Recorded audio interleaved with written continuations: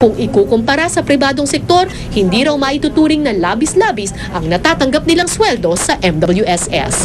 We should look at our contemporary kung ano yung position ko with respect to other private sectors. Kung anong difference ng salary. So, sa kunting allowances lang yung natatanggap din namin compared to others. Cara David, Nakatutok, 24 Oras. Gagawin ang isang tinatawag na Traffic Academy para sa mga enforcer yung Guapotel ng MMDA na matatagpuan sa Abad Santos sa lungsod ng Manila. Maliit daw kasi ang kinikita ng naturang Guapotel. Samantala, yung mga trabahador at ibang mga ordinaryong empleyado na mga tumutuloy doon na may problema naman ngayon. Nakatutok si Steve Dailisan, eksklusibo. Ito ang tatlong palapag na Guapotel 2 o ngayon Pinoy Workers Inn sa Jose Abad Santos sa Tondo, Maynila. Ginastusan ng MMDA ang renovation ng mahigit 7 milyong piso noong 2008 para may murang mapagpalipasan ng gabi ang mga nagtatrabaho sa Kamaynilaan. Sa 30 pesos na bayad sa kalahating araw na panunuluyan dito, libre ng manood ng telebisyon at hulugan lang ng barya ang palikuran para dumaloy ang tubig. Mahigit 700 itong mga capsule beds dito sa MMDA Pinoy Workers Inn, pero kung mapapansin ninyo, karamihan sa mga ito bakante. Nasa 200 hanggang 300 nga lamang daw yung umuukupa dito. Ang isa kasi sa inirereklamo nila ay yung mismong disenyo. Malanitsyo raw kayong iba natatakot at kapag matindi pa yung init, hindi kinakaya ng isang maliit na electric fan. 18,000 pesos daw ang ginastos ng MMDA sa kada capsule bed. Natatakot yung iba dahil sa pagtingin pa lang nila, akala nila nasa cafe na sila.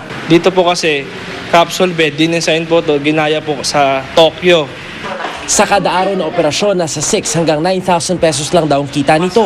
Masyado raw maliit ayon sa MMDA. Kaya plano nilang isara na lang ito at gawing traffic academy na pagsasanayan ng kanilang mga enforcers. Unang palapag para sa mga driver's education. Siguro pangalawang palapag, yung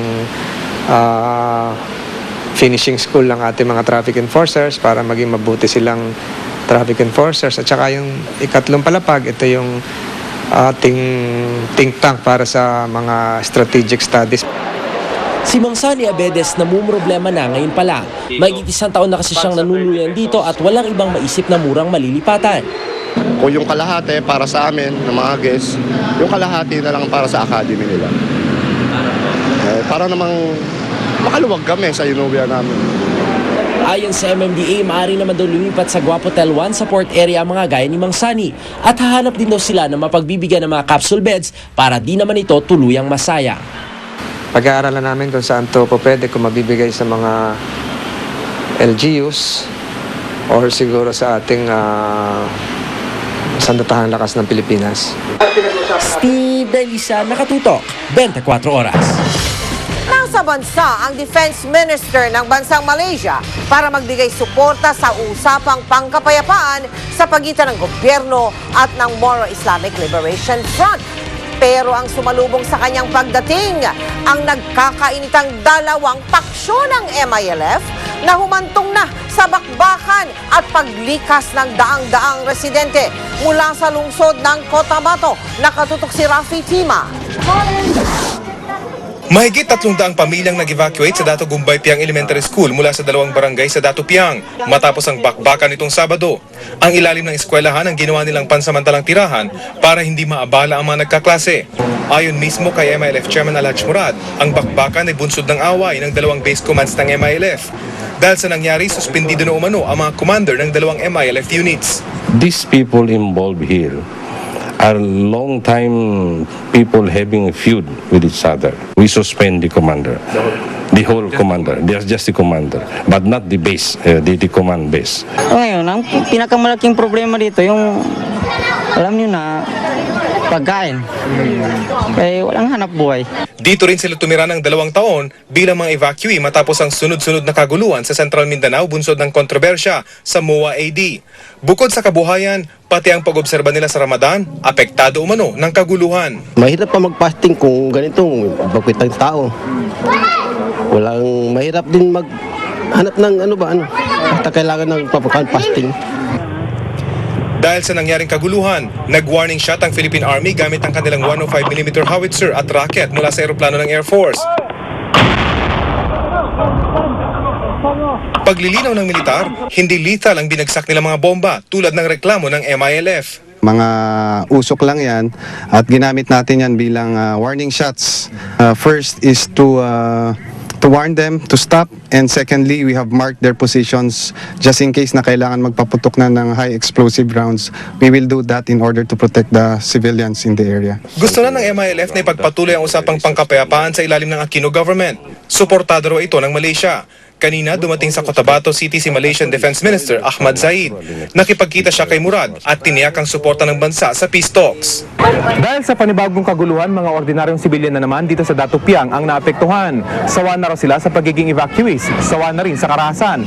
Kaya pakiusap nila sana simulan na ng gobyerno at ng MILF ang usapang pangkapayapaan.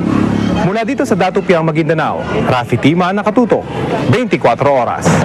Mga kapuso, ibinalita po namin sa inyo kamakalawa yung high-tech kung tawagin ang paggawa ng mga pulis ng drawing ng mukha o yung tinatawag na artist sketch ng mga suspect sa mga krimen. At yan ay sa pamagitan ng tinatawag na face fit. Nasaksihan ng GMA News kung gaano kabilis ang pagtutok sa suspect gamit ang teknolohiya na yan. Nakatutok si Marisol Abduraman. Biktima ng robbery holdup at carnapping ang taxi driver na si Roselo Labeste. Kwento niya, linggo ng gabi nang may sumakay sa kanya na dalawang lalaki sa Macapagal Avenue. Pero hindi pa man sila nakakalayo, tinutukan na siya ng suspect na nakaupo sa harapan, sabay kuha ng pera na nasa kanyang bulsa. Paginto ko, paglingon ko, yung taxi, dinala nila. Sariwa pa raw sa alaala ni Labeste ang nangyari. Gayun din ang itsura ng mga salarin, lalo na yung nanutok ng patalim. Habang mamaniyo may ilaw, nasighted ko na sila eh. 20 minutes kayo magkasama sa taxi. Oo. Kaya tandang-tanda niyo po yung mukha niya. Oo, namumukhaan ko mukha na yung katabi. Ang problema, gaya ng karaniwang nangyayari, hindi niya nakilala ang suspect. Kaya napasugod siya dito sa Forensic Photography Division ng PNP Crime Lab para matukoy ang suspect. Matapos ang interview, inumpisahan na ang pagdodrawing gamit ang face fit kit o computerized composite criminal illustration. Unang isinilarawan ang hugis ng mukha ng suspect, sunod ang buhok. Saka inisa-isa ang iba't ibang parte ng mukha. Masusing inayos gamit ang tablet o drawing board. Oo, metem. So, babawasan ko lang po yun, ha? Gitna. Kasi manipis sa gitna, pero medyo kalbuin. Matapos isalarawan ng saksi ang itsura ng suspect, wala pang 20 minuto, eto na ang artist sketch.